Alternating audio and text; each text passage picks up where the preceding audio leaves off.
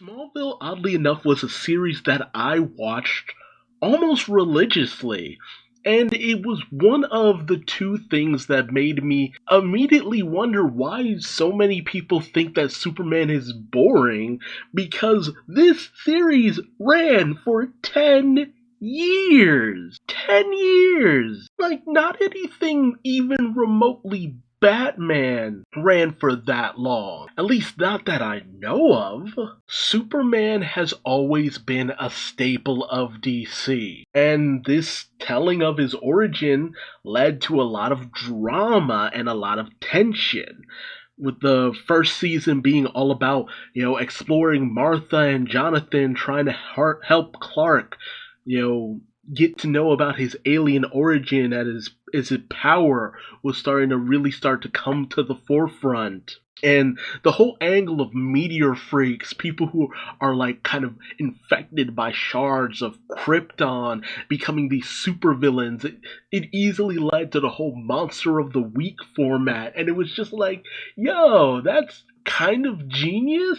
And it was a way of going down the super boy angle of things because, comics always kind of rewrite the past. And they went the angle of, oh, Clark, before he became Superman, he was operating as Superboy, going on all of these adventures and doing all this different stuff here and there. And it was so fascinating because it was just like, hey, Clark has to keep this secret from his two best friends, Pete and Chloe Sullivan, who, kudos to the creation of Chloe Sullivan, who was a Smallville original character who became this breakout hit just because of her fun and spunky nature and all that. And the idea of her being like Lois Lane light kind of situation, only for it to be revealed that she is a relative of Lois Lane, and it's just like, oh, this character inspired so much over the years, especially in the direction of Arrow, where you had the character of Felicity Smoke, who, I'm sorry, she seemed like Chloe Sullivan just done again. Like, no lie, she felt like Chloe all over again, and you can't tell me she wasn't inspired by the character. Although the original Felicity Smoke was like a Firestorm character who they just reworked into a new version of that. But Chloe was a great character, and Lex Luthor, played by Michael Rosenbaum, who hilariously enough played the Flash in the Justice League animated series. Dude, he killed it as Lex. He basically made Lex into essentially Harry Osborn with the supervillain dad, and Lionel Luthor, played by John Glover, was absolutely fantastic as a villainous turn.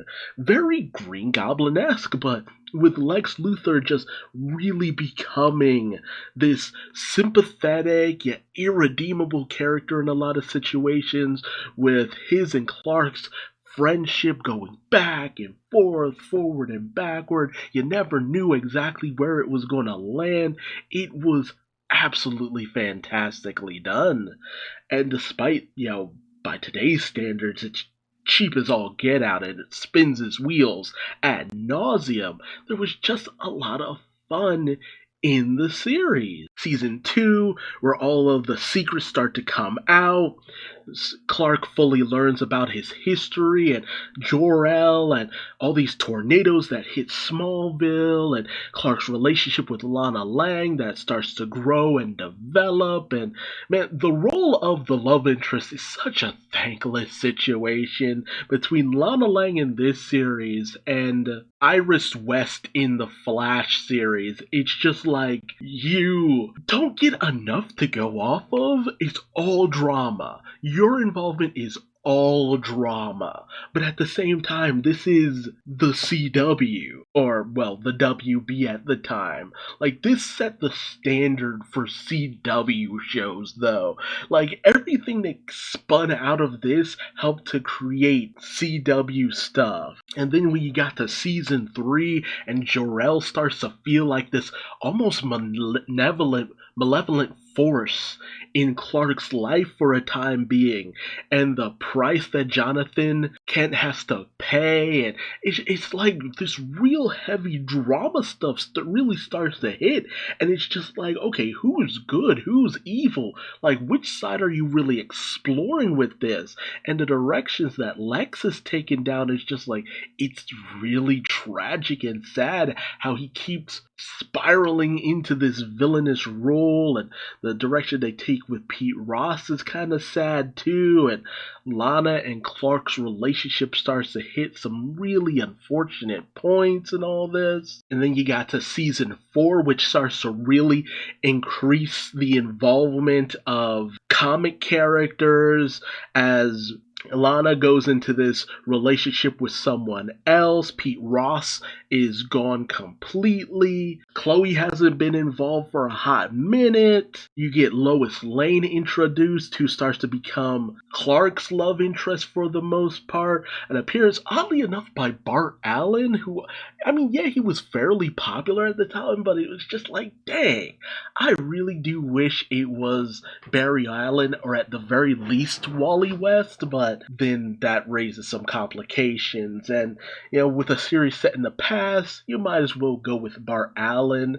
Mr. and Mrs. Spitalik was a fun one for some reason.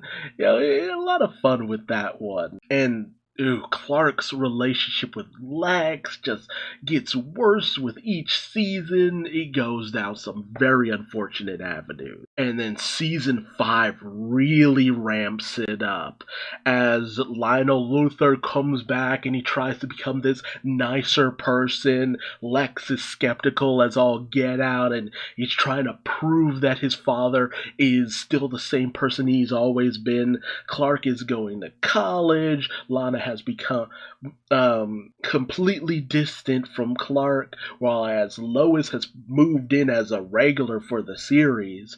You get introduced to Arthur Curry, the Aquaman, and that was a fun little explanation. The character of Victor Stone, Cyborg, which was actually pretty fun, played by the famous Jet Jackson himself, which, rest in peace, Lee Thompson Young. He had such a good life ahead of him, and it's so unfortunate where things went ultimately. An example of you really not knowing where a person is in their life, but just look out for your friends, man. Just really look out for your friends. That's all I can say about that situation. But he really did kill it in the role, and I really wanted to see more of him going forward. But his appearances were kind of spotty over the course of the series, but it was well played, and Brainiac being the ultimate villain in all of this was actually pretty fun too. Him starting to come to the forefront of the series, that was actually pretty fascinating. And then season 6, which started to bring like the whole Phantom Zone into play with Zod and Jor-El's spirits more or less escaping, which a lot of stuff involving Superman loves to do the whole Kryptonian spirits thing, you know, because that happened recently in Superman and Lois, and it's just like, why is this a thing? I guess it's the idea that the Phantom Zone, you wouldn't really be a corporeal form, you'd be a bit of a spirit more or less, but it's a weird direction. But you got even more alien stuff, and like, come on, it's Zod. Of course people want Zod. It's too cool. And Lana and her weird relationship with Lex and where that was going. But you also had the introduction of a lot of fan favorite characters. Jimmy Olsen got to be introduced. You had definitely a fan favorite in this series, Oliver Queen. Like, honestly, his involvement in this series really is what ended up creating Arrow. Like, no lie, Arrow would not exist if not for the portrayal of Oliver Queen by Justin Hartley in this series. Like, there is straight up a through line you can trace because of this. And even the introduction of Martian Manhunter, which, again, Like, the way it's portrayed here is basically the exact same way it's portrayed in Supergirl. Like, come on. The way they do things is just like, there's so much shorthand for how things in other CW series ended up going down here first and just creating a template that everyone else followed going forward. But the drama, Lana and Lex are getting married. Oh no! Like, oh man, the drama was just palpable at this point. Like, there was so many times where I kind of waxed and waned in my interest in this series, but at the same time, I never completely lost me because I was always just interested to see where things would go going forward. And things really, really got out of control in season 7 because you had the introduction of Kara, who is played by Laura Vandervoort, who is not a bad actress, but she just didn't do it for me as Kara. And the fact that she only really appeared every once in a while in the series didn't really help things for the most part. It was a strange situation. Although I did like her appearance in Supergirl, that was pretty fun. But Lana had just started to spiral off into all these different situations, like the Lana plotline. I'm just like, Jesus Christ, where are they going with this character? Because she fakes her own death and she's trying to out Lex because she's trapped in this marriage. And oh man, it's surreal. And then Chloe getting the Kryptonian abilities and all this. And she got these weird healing powers going on and all that, which was pretty cool. I mean, make her your white mage, that's not a bad direction, all things considered, but it was a weird gimmick to give her, and ultimately it was taken away at the end of all of this. And then Brainiac just coming to the forefront of everything, and the whole secret society that Lionel was involved in, which ended up actually getting used in not too long ago in a Justice League plotline, the whole Doom War, I think it was, where Lionel was, shown to be part of the secret society that Lex tried to get into, and he was promoting Doom and Perpetua, and that's a whole situation. And the final fight between Lex and Clark in the Fortress of Solitude and all this. And then season 8's the one where they really started to push into the direction that everything was inevitably going to go into. It's just like they kept setting up the pieces, just not fully going into it.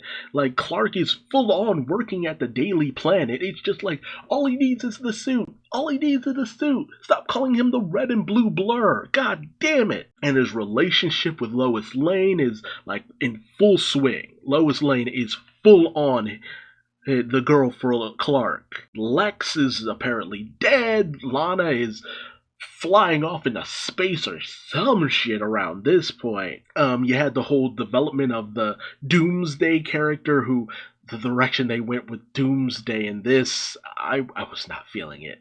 That was the one thing. It's just like, yeah, I was not feeling it. When they kept the character in shadow, that was fine. But once you full on see Doomsday and the whole situation going on with him, I was just like, okay, y'all are going in some weird directions.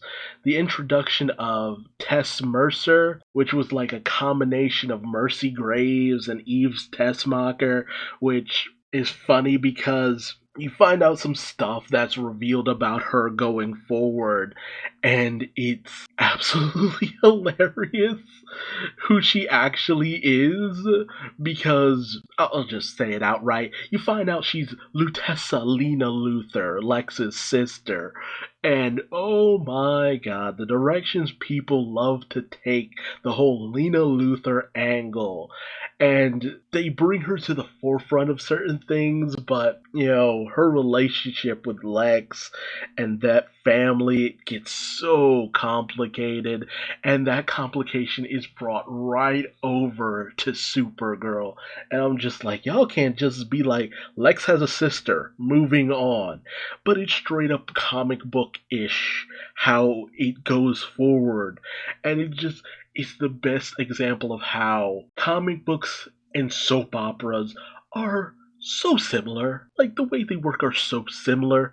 Like, retcons and reworkings of characters.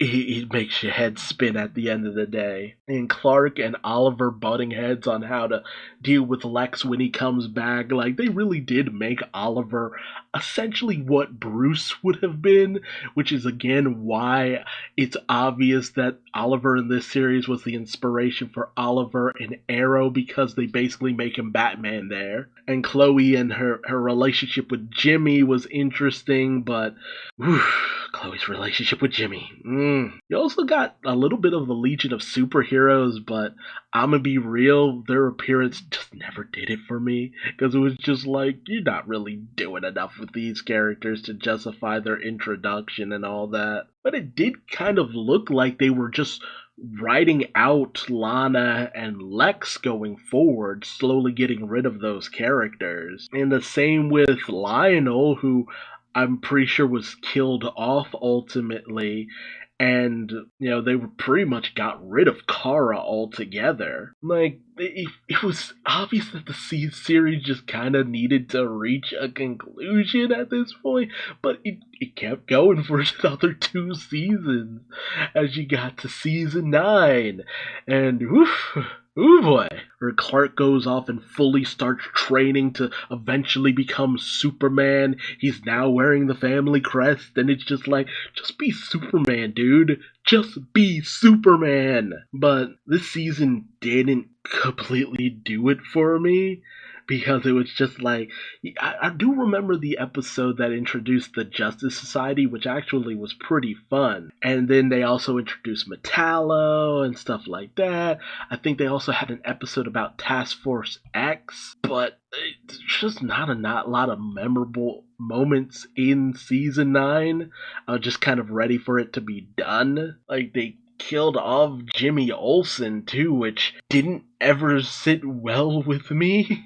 Like, seriously, that did not sit well with me. And they did decide to go full force with Zod, and it was okay. Like, it just didn't do it as much as I would have hoped, at least for me. Like, they went full force with Zod and all of that good stuff, but just, I don't know, I was ready for the series to just kind of wrap it up at this point. And then it got to the final season. Season 10. I was just ready for it to be done, because I kind of fell off of the series around season 6 or 7, and then I picked it up like 5 or so years later, and it really did become full on like, okay, now I'm really understanding why I fell off of the series, because it's just like you never got the payoff of Tom Welling donning the actual Superman suit and all that good stuff. Certain characters got resurrected from the dead here and there, Jimmy Olsen, Lex Luthor, and it was just like, but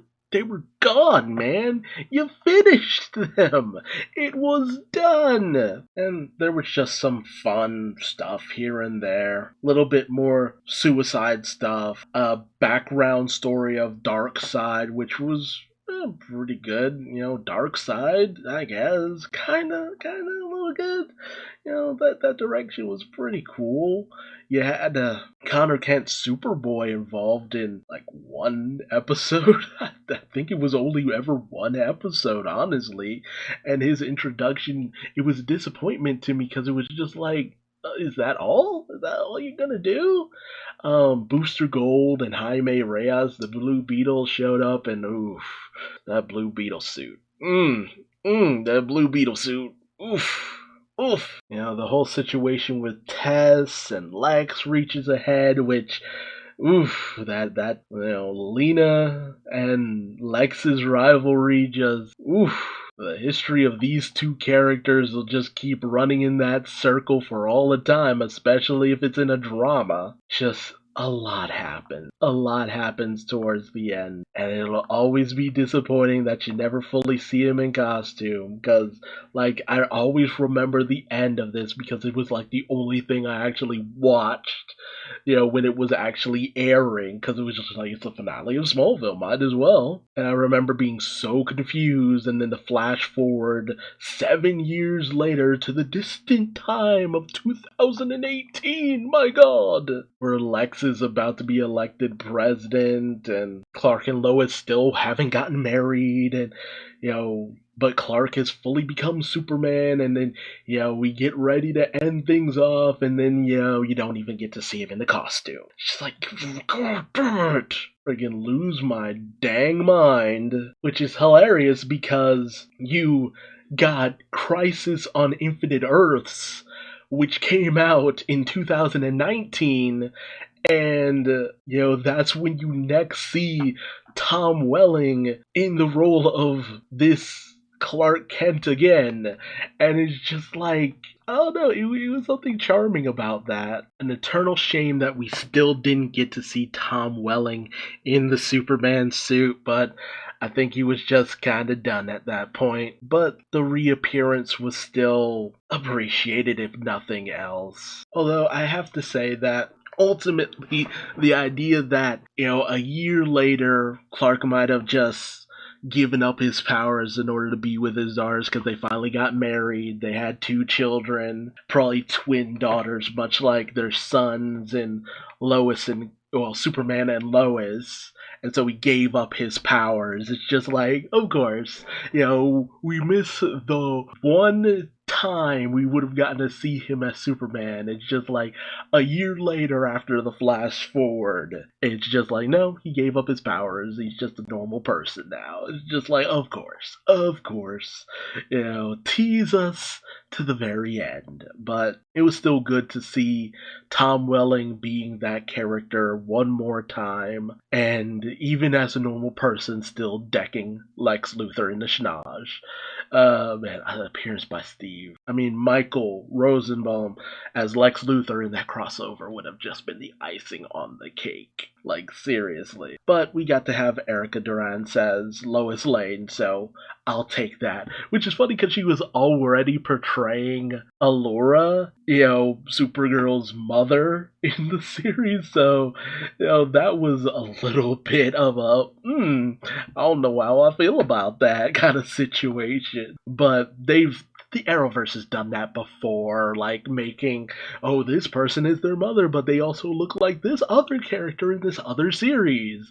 Multiverses and all that good stuff. So altogether, a fantastic series, despite the myriad of ups, downs, lefts, rights, swerves, and all that good stuff. But it was the first one of its kind, and it's the whole reason why the Arrowverse has lasted as long as it has, because they just took everything that you had in Smallville and blew it up to an extreme degree. So it's just like, there's a reason why Arrow lasted as long as it did, and that is because of Smallville. Take the drama, ramp it up to an 11, and let it go off into the ether. That's all you really need to do. Smallville was the proof positive that there was a audience for these things, and the fact that there was even a season 11 in comic book form where you actually got to see Clark in the Superman outfit, of course, only in the fictionalized version, not live action, but I'm salty enough as it is about that. But, can you tell that I actually enjoyed this series despite my complaints?